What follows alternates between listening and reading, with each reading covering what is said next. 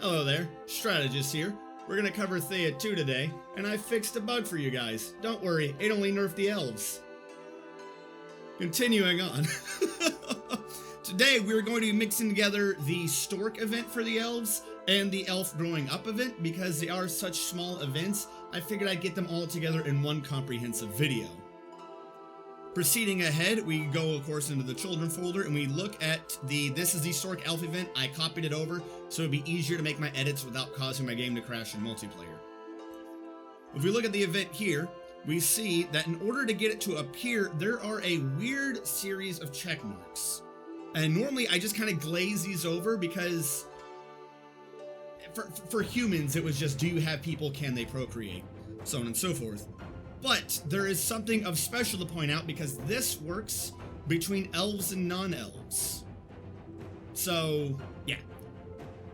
First of all, we check to see if there are people with the beautiful tag. We check to see if people are elves. We check this. We create a list of all your people. We check to make sure who is got the creepy tag, and we check to see who is a child.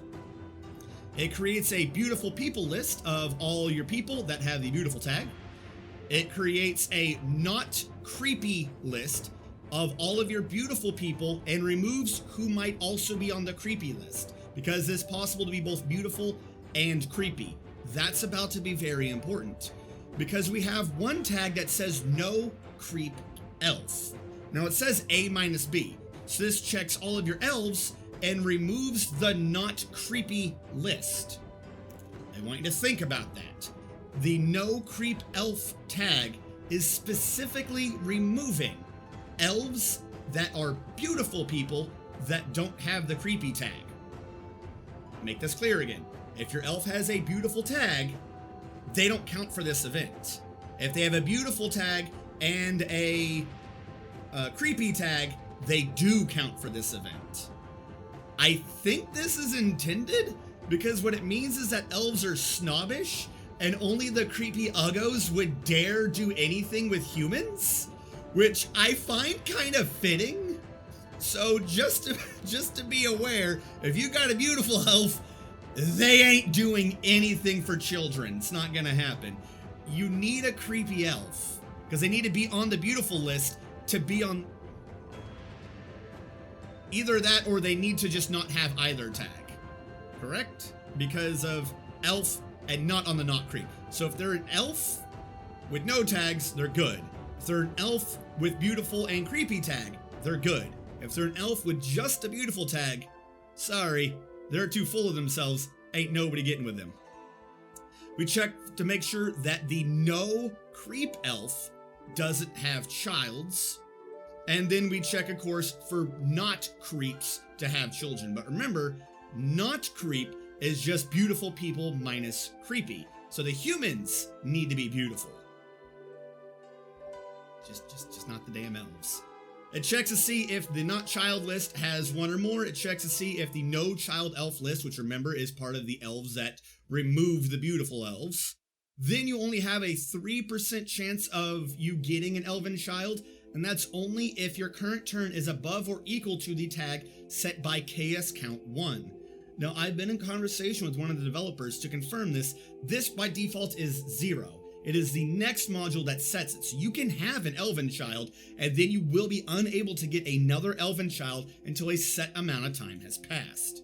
And when we look into Adventure Node 2, we see when this happens 600 turns later. So if you get an elven child on turn 250, you're not getting another one until turn 850, as the event is currently written. It chooses a random no-elf child and a random no-child, non-elf. Does the same thing as it does. It gives them 2 to destiny, it blesses them, and it sets the turn. Then we get to what can happen. If you have an elf who is also on the no-child list, you can have an elven child. If you do not have an elf who is also on the no-child list, you only have a 75% chance of getting an elven child. To make this clear though, That is A and B, no child and elf.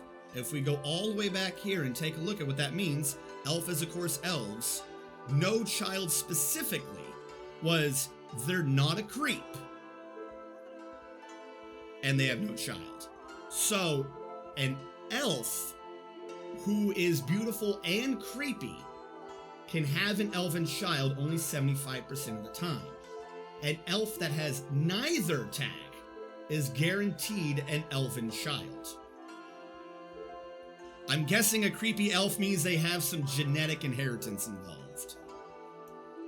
But that is how you can get an elven child if you don't get that 75%, also because you don't have anything else, you just get a human child. That's it. That is the breakdown of the kids. If we look at the very last thing, after you are given that child, it takes your human child, this only happens if it's the human child, checks to see if they were basically just born, and then it starts doing things. It gives them the skill to learn to summon an Alkanos demon, adds 2 to their intelligence, and it gives them Elven only skill pack. So it's a human child, but they still have Elven inheritance, even if you don't get the Elvish child, which can be very useful, particularly because what this now means is while they have some Elven skills and that weird other bonus, they go into the human child growing up event, which I covered in my previous video. If you get an Elven child, they of course go to the event covered in today's video. Moving on to what happens when the child grows up, we have the Elven child video, which I copied off of Elven child growing up. For the future video, Dwarven child video is copied off of Dwarven child growing up. Before we go on, I'd just like to take your attention real quick and draw it to something that I don't know if it's intentional. I feel it's slightly artistic. The humans have a whole bunch of choices that they could have been, so their cables were everywhere. When I straightened them out, it was just massive and hard to follow through. When we look at the Elven child event and we look through it, everything's nice, simple, curving, and there's a couple of double backs because they have other things that can happen to them. Some of these, they have a chance of coming back to other things. It's nice, swooping decisions. As a matter of fact, this should be connected all the way up here for something I'm going to be addressing. So it's very simple lines, and it's nice, and it's neat, and everything just very nicely swoops back and forth, and it's kind of nice and neat. While I'm not covering the dwarves today, if you look at how the dwarven events had to pan out to get their cables to work, they have like this weird setup where 2 things connect to something in a right angle reverse. So, like I said, I know it's not their intention because this isn't the way they organize the events, but it ends up that the humans are just everywhere with the events. The elves have few events, but they can go with the flow. If something's not working right, they can maybe go back, and they have a nice curve to go back. And then the dwarves, they can choose different things, but if bad things happens, there's like these weird industrial like support events that are like going counter to every other line supporting it. I saw that. I thought it was kind of poetic. I thought it was pretty good. But continuing on, that's not what we're here for today. We have the Elven growing up event. It checks to see if there's an Elven child. Is it growing up? Normal things are happening there. We're going to do the chance event first. Chance can only happen 20% of the time. Like my human event, I will be posting in the description a PDF file of everything broken down by the exact chance, like what output you could get if you choose an event based upon your stats. But before we go on, a lot of these are actually luck based. So it's going to have 3 things listed. It'll say if your luck is 0, if your luck is 5, if your luck is 10. You can see kind of how the math is done and estimate where you would be in the middle. But 20% chance to even see the chance outcome. If you were to choose the chance outcome, goes produce drop. If you choose chance, 10% plus the kid's luck that they become a feral Diezvanas. I can never pronounce that word. They become a feral Diez. If that does not happen, they have a 60 flat chance of becoming a forced villi, but getting a craftsman tag added onto them. So, I mean, some craftsman skills. So that's pretty good. If they don't become a forced villi, they have an 8 plus the child's luck % chance of becoming a forced elder cone, and if they fail all of those, they instead become a forest fairy. They gain 4 to strength, 3 to intelligence. They get the skill pack for elves anyways. They get 3 to perception. They get the gatherer skill pack, and they might get a random tag added on. Personally, I think that last one's the most awesome thing. I think I'd like a fairy elf. What this boils down to, based upon the child's luck, I'm just going to read 0, 5, and 10. I'm not going over every number. But assuming your child has no luck, which I think is actually impossible, I think you can have a minimum, I think you have a minimum of 1. But assuming no luck, a 10% chance to become the Feral D's, a 54% chance to become a Craftsman Force Villi, a 2.88% chance to become an Elder Cone, and a 33.12% chance to become what I call the Beefy Fairy Elf Gatherer. Which, like I said, I think out of all those, I'd prefer at least one. That just sounds awesome. But you don't get too many kids with the elves, so it's not like you're gonna be able to choose unless you're like buying kids or whatever. The extreme opposite end of the spectrum, jumping all the way to 10 luck. I don't know how the hell you get your kid to 10 luck by this point in time, but 10 luck. Your feral chance is up to 20.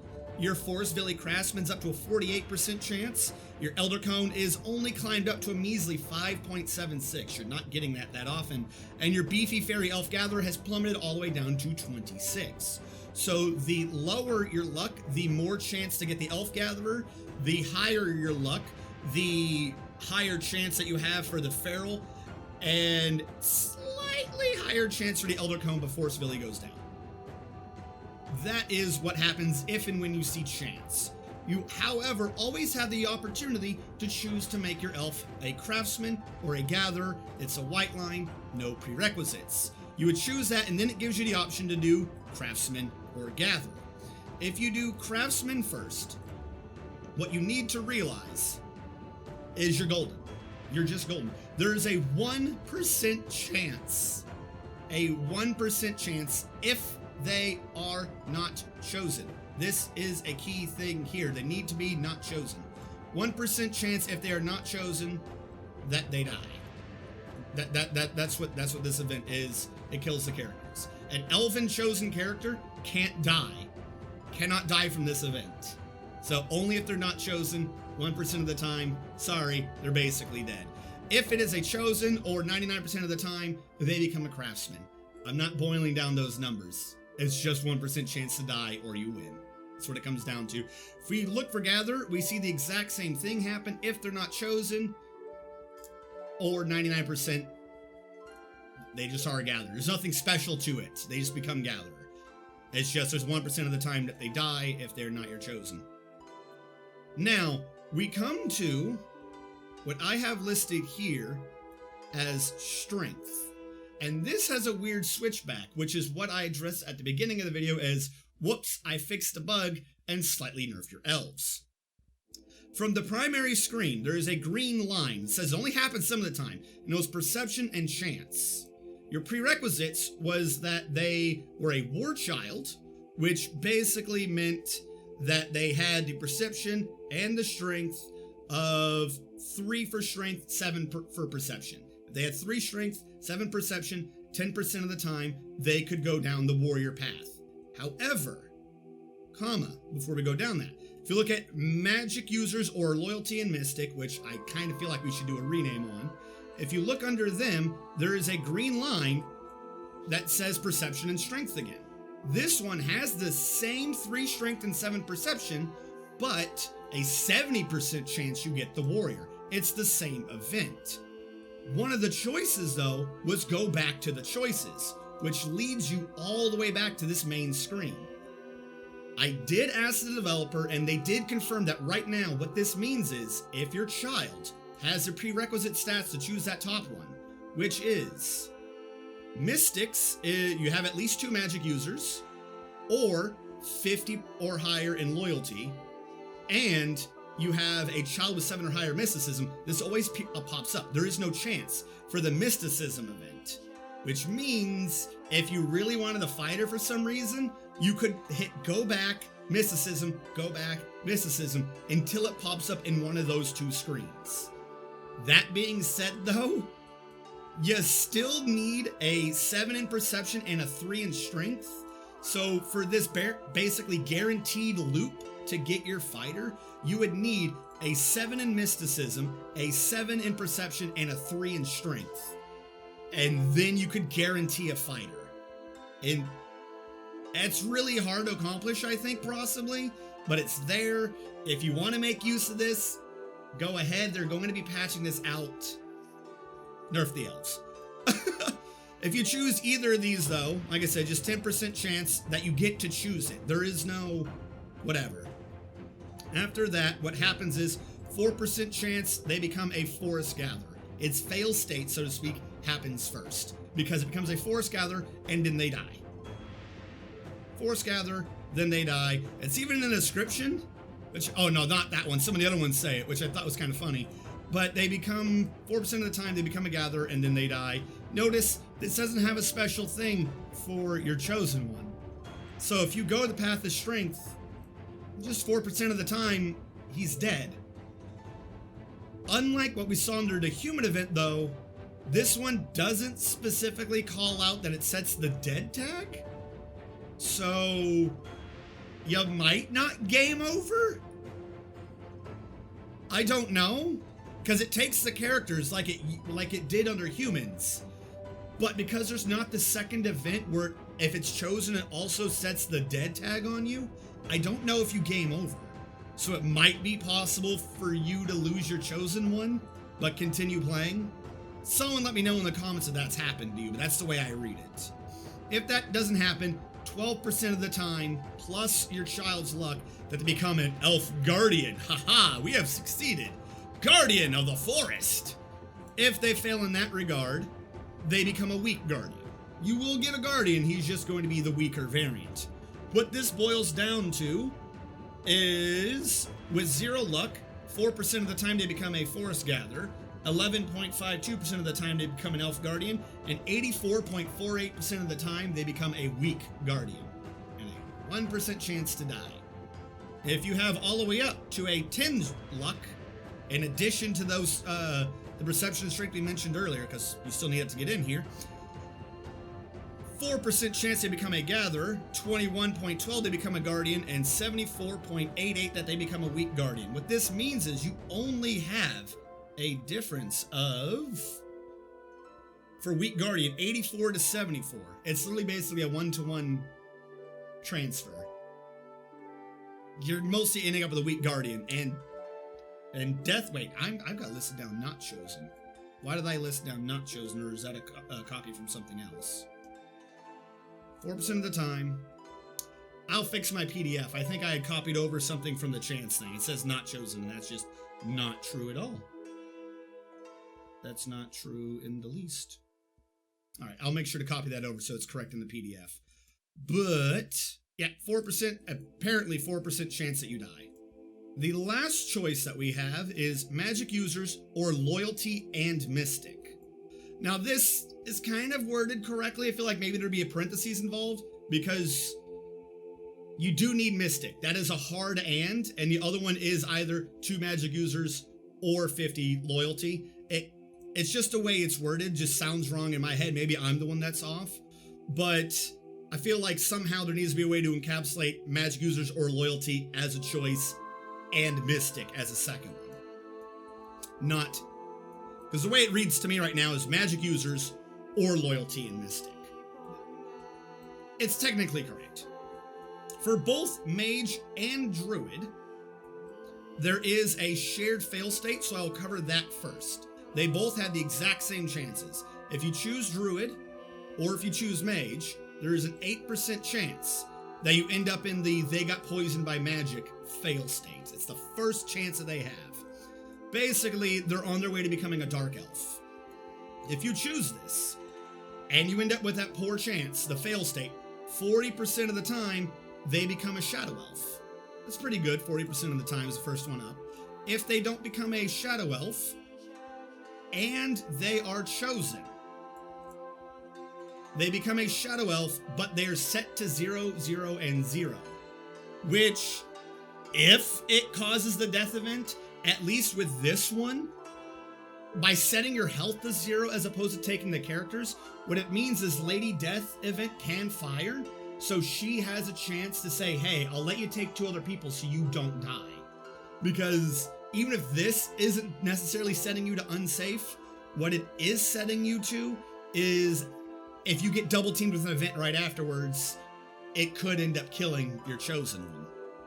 That one I have addressed as nice death, where they will die, but at least this time if it's your chosen one, you have a chance for them to not die because of the way it does it.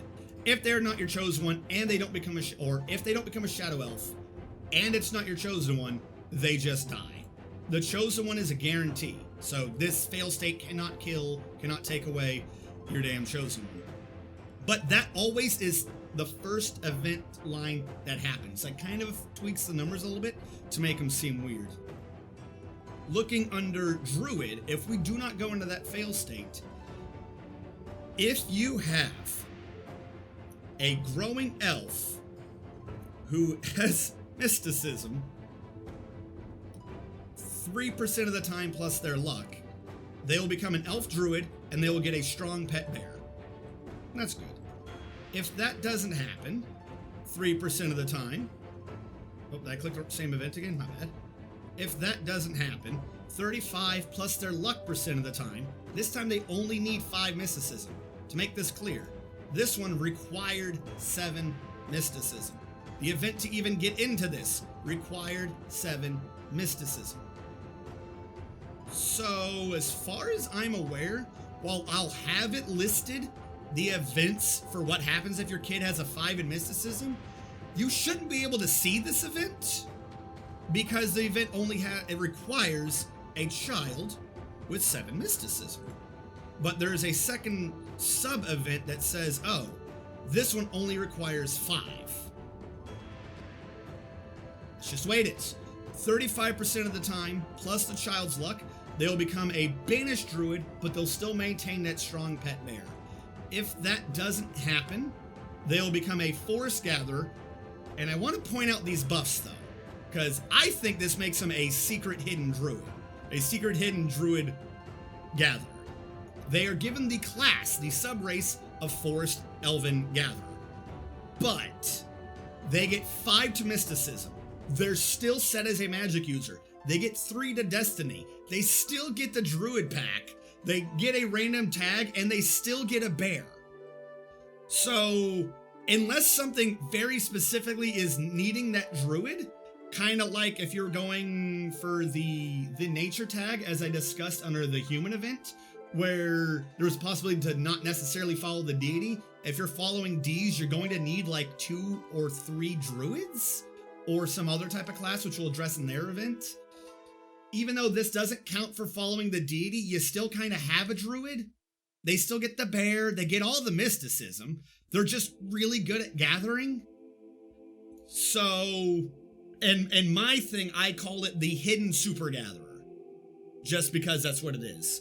If I were to break that down, remember that death event for Shadow Elf triggers first. So that affects all other numbers.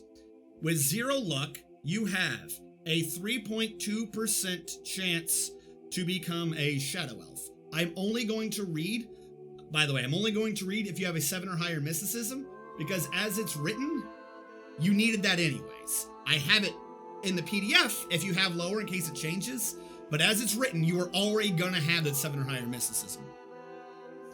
Shadow Elf is 3.2% of the time. A Druid plus a Strong Bear is 2.76. The Banished Druid plus a Strong Bear is 31.23.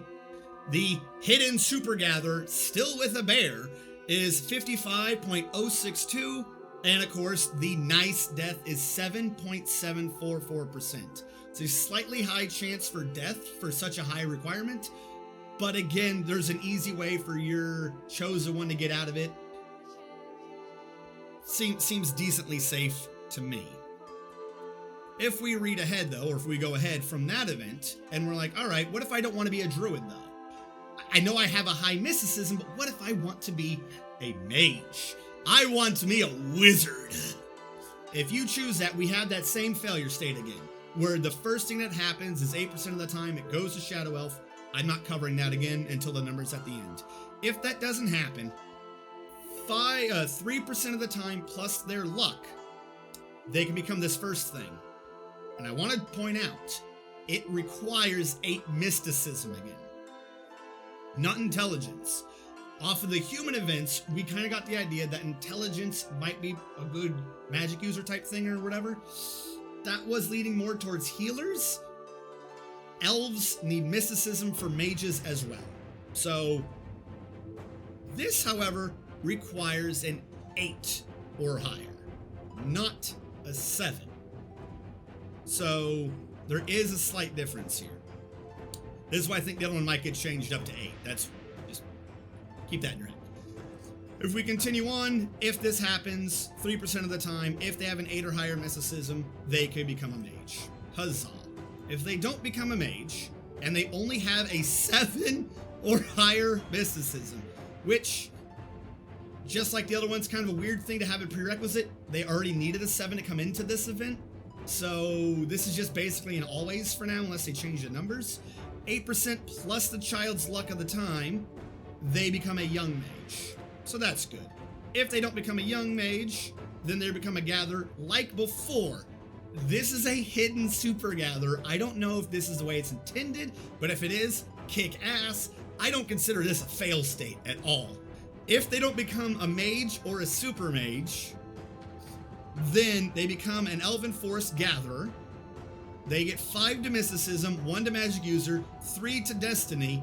They get the skill pack for a young mage, and they still have a chance for randomized other tag. So even in their fail states, the elves tend to succeed. And if we break down the child's luck, looking at what I have for mage, doing the 0s and the 10s, Shadow Elf is for 8 or higher mysticism, 3.2 for Shadow Elf, 2.76 for an Elven Mage, 7.13 for a young Elven Mage, 79.15 for the Super Wizard Gatherer, which remember gets the Young Elf skill pack, or the Young Mage skill pack, and a 7.74% chance to die.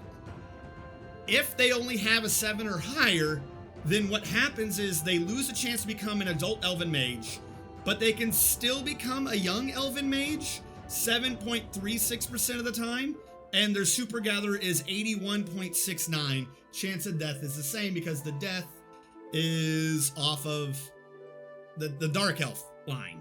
So I don't understand, like, if they're not smart enough, they can't grow up, but they can still be a mage. If their mysticism is just only a 7, they can't grow up and be an adult Elven Mage, but they can still be a child Elven Mage. So that's a thing. If we go all the way to the far end with 10 luck, the 8 plus mysticism, Shadow Elf is always a 3.2. Elven Mage has gone all the way up to an 11.96. Luck is important if you want that Elven Mage. Young Elven Mage climbs all the way up to 14 from 7, doubled your chances. Hidden Super Gatherer has plummeted from 79 all the way to 62, and the death event is still 7.7. If you only have a 7 or higher mysticism, then what happens is Shadow Elf is still 3.2. Young Elf Mage has climbed from 7 all the way to 16.56. Super Gatherer has plummeted from 81 down to 72, and the nice death event is still the same. So luck, unlike with the humans, plays a much bigger role in events happening for the child growing up. The elves have much nicer death events happening for them. I'm just... your one big drawback is that the elves, you only get them like once every 600 turns. So unless you're taking an extraordinary long time in your game, most of my games tend to end. I think maybe if I had a child early, I could have 2 elves, 2 elven kids born. That seems like a long time, but they are elves. Lore-wise, they tend to breed slow, I guess. The big thing to keep an eye out for, at least until it is fixed, you'll see it in the patch notes, and I'll try to put an annotation somewhere on this video, is right now, if you see go back to choices, It is listed in such a way that you could try to get that fighter if you want, though that fighter, you're getting a guardian when if you have the choice for magic, you might want to just go for magic, because if you see the choice for magic, your failure is one of your best gatherers who does everything. So I wouldn't suggest doing it. If you really want a fighter elf, it's there. There's a loophole to kind of guarantee it. If your kid could have already been a wizard, but it's there. Before we finish up, the one thing, there was two things. Like I said, maybe if you want to tweak this so it makes sense to you, if you don't remember this video, is I would put a parentheses. Maybe someone else out there in the comments wants to have a different way to make it clearer. I read and kind of like multiplication in math, whereas or I read kind of like a plus or a minus. So I always treat ands as what takes priority. Like I said, that might just be the way I read it. It may just be like my upbringing, but I read that the first time as magic users or loyalty and mystic. The way it's worded is kind of technically correct. Maybe there's a parentheses you need to put in there. Maybe instead of, not a parentheses, a comma. So it would be magic or loyalty, comma, and mystic. That makes more sense, actually, grammatically. You don't need brackets and other things. Magic users or loyalty, comma, and mystic. Sounds good to me. The one thing from earlier that I thought was kind of weird that I might want to address was not the Death Not Chosen, the beefy elf gatherer, which I really like that. I don't know if that's going to get changed. I hope that doesn't. I like the idea that the Elven fail state is still just the beefiest gatherers known to man that also get destiny and magic users and all that good jazz. It's, oh, just to make sure, as I addressed earlier, keep an eye out. What even needed elf mages? Hold on, that's what it was. What needed elf mages? If I go down the mage line, nothing needed elf mages. So I don't know why it checks for that. That's what my thing was. I do not know why. Image is mystic elf growing. I don't think anything checks for elf mages. So I don't know why it filters out elf mages. I don't know. But it's there. It's separating out a subrace of elf mage, and I do not believe that is ever called for again in this event. So that might get changed. It might be used to make the mages have a different prerequisite. So this is the way it works. There are a bunch of things here that are slightly iffy and may get changed in a future patch, particularly after this video is released. And as I said, I spoke to the developer. That one where you could kind of guarantee the fighters, definitely going to get changed. Sorry, folks. I needed to make sure I understood the script correctly. But if you've watched to this point, though, you probably consider me educational. So as a show of support for the channel, why don't you go ahead and click that subscribe button. I'll catch you guys next time.